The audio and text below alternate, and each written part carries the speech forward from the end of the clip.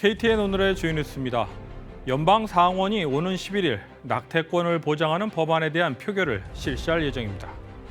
미국에서 코로나19 확진자가 늘어나고 있는 가운데 뉴욕시는 재확산 우려에 코로나 경보 단계를 낮음에서 중간으로 올려 방역을 강화할 방침입니다. 현대자동차가 조지아주에 전기차 생산 공장을 짓기 위해 주 정부와 긴밀하게 협의하고 있다는 보도가 나왔습니다. 테슬라 대항마로 주목받고 있는 전기차 업체 리비안의 주가가 9일 폭락했습니다. 이상 오늘의 주요 소식 잠시 후 전해드립니다. 연방 상원이 오는 11일 낙태권을 보장하는 법안에 대한 표결을 실시할 예정입니다. 이는 여성의 임신 중절, 즉 낙태 권리를 인정한 1973년 로데 웨이드 판결 뒤집기에 가까운 연방 대법원 의견서 초안이 유출된 후 나온 것입니다. 척 슈머 민주당 상원 원내대표는 기자회견에서 9일 낙태권을 보장하는 법안에 관한 토론 종결 투표가 실시되고 11일 상원 전체 회의에서 표결을 할 예정이라고 밝혔습니다.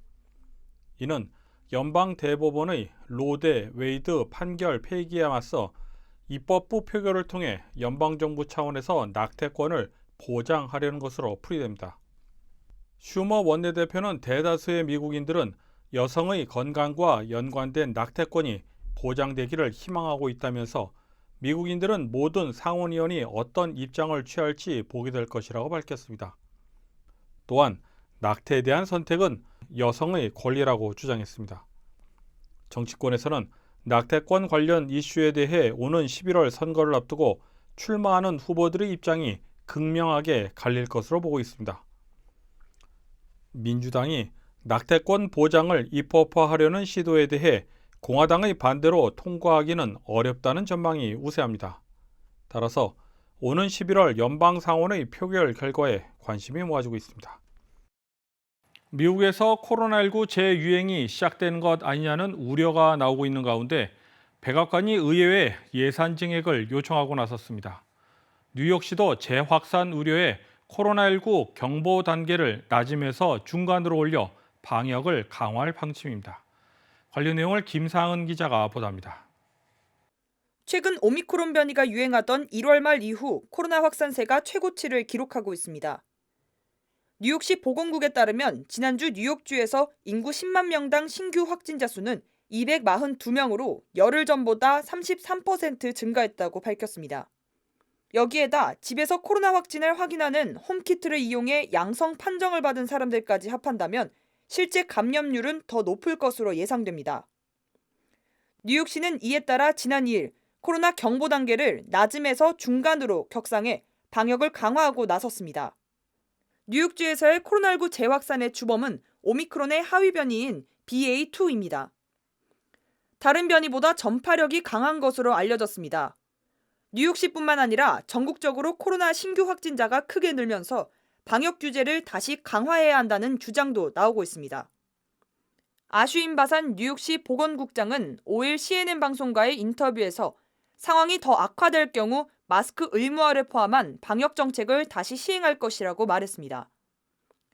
그러면서 뉴욕시의 코로나19 경보를 위험으로 추가 격상할 경우 실내 마스크와 백신 접종 의무화 카드를 진지하게 고려할 것이라고 설명했습니다.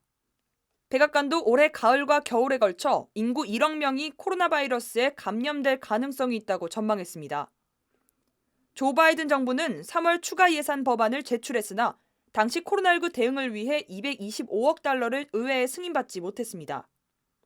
재확산 우려가 커지는 가운데 코로나19 대응을 위한 추가 예산을 확보하지 못한다면 치료와 예방은 물론 코로나 진단마저 차질이 생길 것으로 예상됩니다.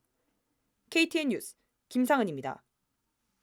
제2차 세계대전 종전 기념일을 맞아 바르샤바의 소련 전몰 용사묘에 헌화하려던 폴란드 주재 러시아 대사가 시위대의 핏물 물감 세례를 받았습니다. 당시 현장에는 경찰이 없었던 것으로 전해졌습니다.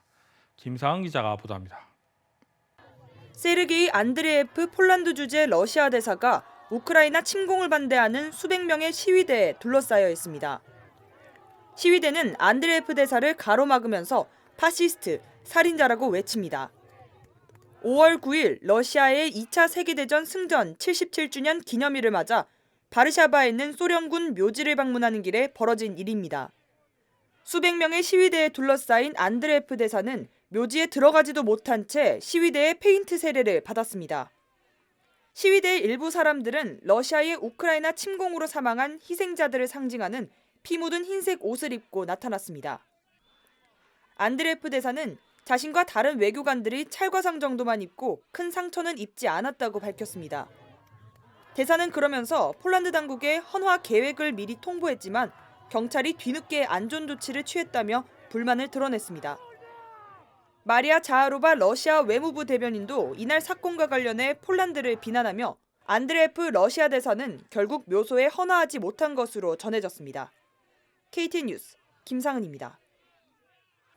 테슬라의 CEO 일론 머스크가 트위터를 통해 일본의 출생률 감소에 대한 자신의 의사를 표현했습니다.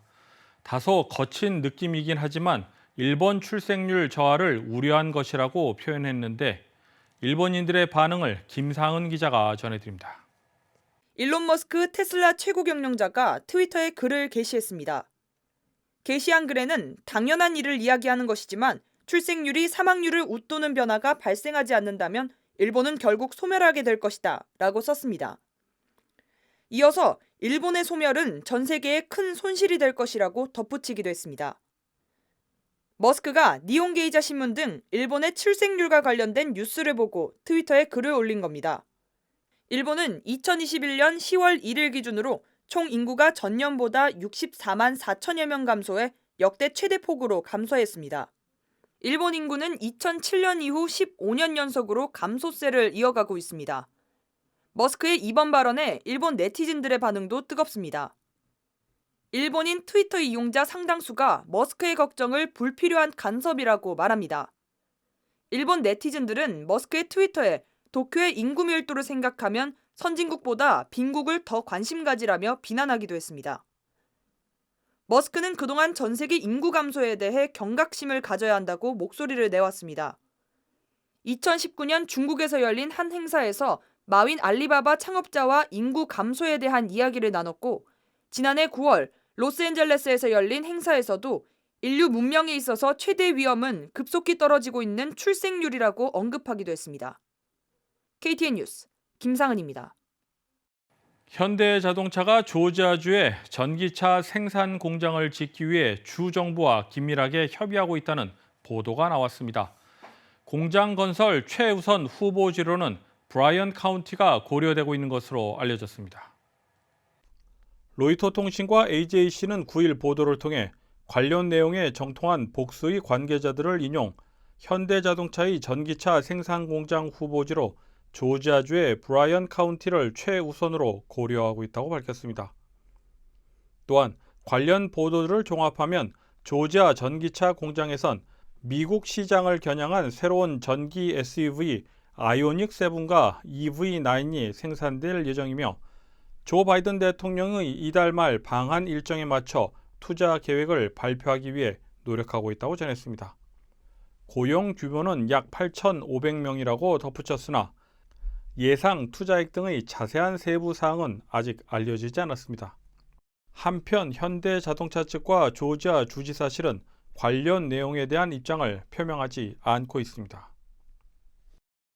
테슬라의 대항마로 주목받고 있는 전기차 업체 리비안의 주가가 9일 오후 1시 20분 현재 19.14%로 추락하며 사상 최저가인 23달러 28센트로 거래됐습니다. 포드가 리비안 보유 주식 1억 200만 주 가운데 800만 주를 매각할 계획이라고 알려지면서 나온 것입니다. 금융정보업체에 따르면 포드는 리비안 전체 주식의 11.4% 지분을 가진 4대 주주입니다. 포드는 리비안에 12억 달러를 투자했지만 자체 전기 픽업 트럭인 F150 라이트닝을 생산하면서 리비안과의 관계 설정이 애매해진 상황으로 전해졌습니다. 리비안은 현재 공급망 문제 등을 반영해 올해 생산 목표치를 당초 계획의 절반인 2만 5천 대로 낮춰 잡은 상황입니다.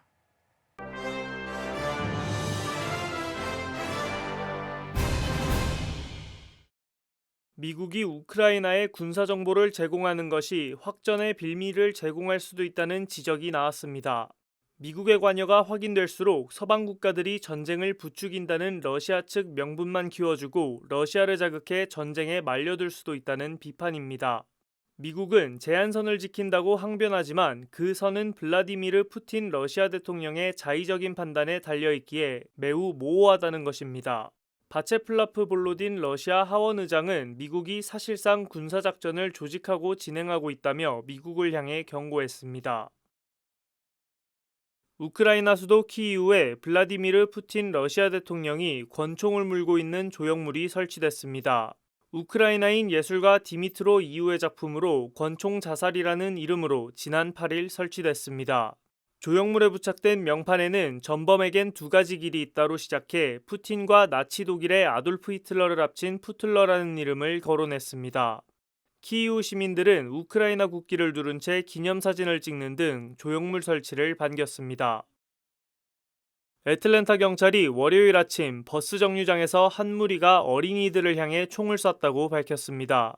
사건은 오전 7시 20분경 콜리어 하이츠 지역에서 발생했습니다. 목격자는 한 남자가 오른손에 총을 들고 어린이에게 접근하는 것을 목격했고 2발 정도 총을 쐈다고 말했습니다. 현장에 도착한 경찰은 곧바로 용의 남성을 향해 총을 쐈으며 현재 용의 남성은 체포돼 조사를 받고 있습니다. KTN 뉴스 유튜브 채널이 KTN 뉴스룸으로 변경됐습니다. 여러분들의 계속적인 관심과 시청 바랍니다. 이상 KTN 뉴스를 모두 마칩니다. 시청해주신 여러분 고맙습니다.